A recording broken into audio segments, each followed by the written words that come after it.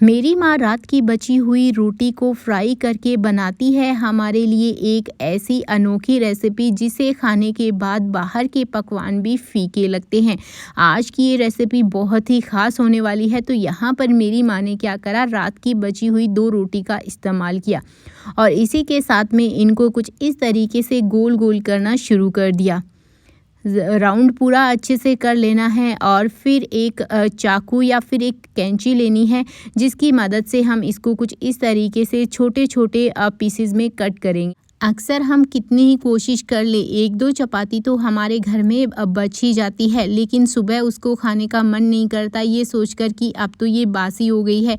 लेकिन इस तरीके से अगर आप रात की बची हुई रोटी का इस्तेमाल अपने घर पर करोगे तो यकीन मानिए आप बची हुई रोटी को कभी भी खाने के लिए मना नहीं करोगे, क्योंकि ये रेसिपी जो है वो है ही इतनी ख़ास। ये देखिए, कैंची की मदद से सारे रोटी को हमने कुछ इस तरीके से काट लिया है और इसी के साथ में हमने तेल को भी अच्छे से गरम कर लिया था और इन सबको कुछ इस तरीके से अब फ्राई कर देंगे। साथ ही साथ एक स्पैचुला की मदद से या यूं कहें कि एक कड़छी की मदद से चलाते रहेंगे ताकि ये अच्छे से फ्राई हो सके। तब तक आप मुझे कमेंट करके बता दीजिए कि आप ये वीडियो कहाँ से देख रहे हैं ताकि मैं आपका थैंक्स कर सकूं। पिछला थैंक्स जाता है सोनम गुप्ता जी को चंडीगढ़ से, मनोज तिवारी जी को जाता है भादरा से। तो आप भी कमेंट करिए ताकि आपका नाम भी हम अपने वीडियो में ले सकें। और ये देखिए, कुछ इस तरीके से ये जो रोटी है वो थोड़ा थोड़ा करके क्रिस्पी होना शुरू हो गई है। तब तक आप मुझे ये भी कमेंट करके बता दीजिए कि क्या आप अपने घर में बची हुई रोटी का किस तरीके से इस्तेमाल करते हैं, क्योंकि हमारे घर पर तो इसी तरीके से रोटी का इस्तेमाल किया जाता है जो खाने में बहुत ही ज़्यादा टेस्टी लगती है। बेस्ट पार्ट पता है इस रेसिपी की क्या है, इसे आप कभी भी किसी भी टाइम खा सकते हैं और जिसने भी इसे एक बार खा लिया वो कभी भी इसे मना नहीं करेगा, क्योंकि है ही इतनी खाने में टेस्टी। तो यहाँ पर ये जो रोटी को हमने फ्राई किया था वो अच्छे से फ्राई हो चुकी है। अब हम इसको एक प्लेट में निकाल देंगे। ये देखिए, और एक एक करके इन्हीं सारी रोटी जितनी भी हमने फ्राई करी है सबको एक एक करके निकाल लेंगे और इसका जो एक्स्ट्रा का ऑयल है वो भी हमें निकाल लेना है।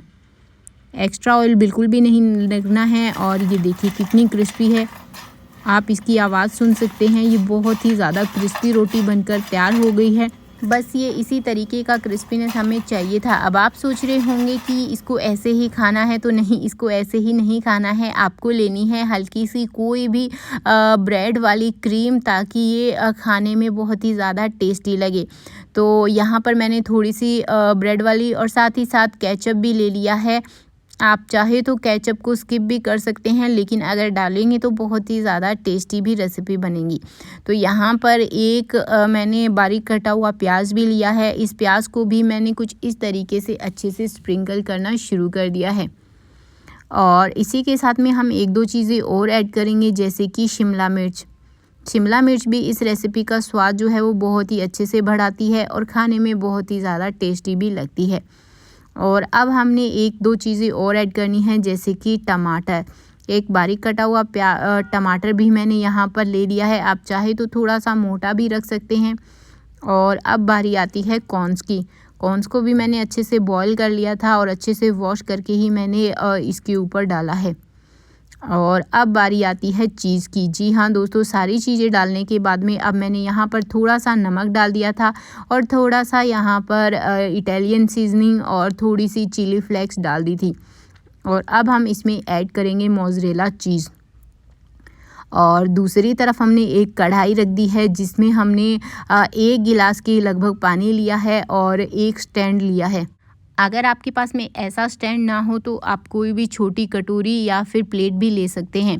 इसके बाद में ये जो क्रिस्पी वाली रोटी की प्लेट है ये हमें इसके ऊपर, स्टैंड के ऊपर रख देनी है और साथ ही साथ एक ढक्कन लगा देना है। और थोड़ी देर बाद में हम देखेंगे कि ये जो मोज़रेला चीज़ है वो हमारी कुछ इस तरीके से मेल्ट हो गई है और पूरी रोटी के अंदर अच्छे से बाइंड हो गई है। तो ये हमारे एक तरीके का मिनी पिज़्ज़ा कह लीजिए या फिर क्रिस्पी रोटी का पिज़्ज़ा कह लीजिए, क्योंकि ये बहुत ही ज़्यादा खाने में अच्छा लगता है। आप लोगों को आज की रेसिपी कैसी लगी मुझे कमेंट करके ज़रूर बताना। मैं चलती हूँ, बाय बाय फ्रेंड्स।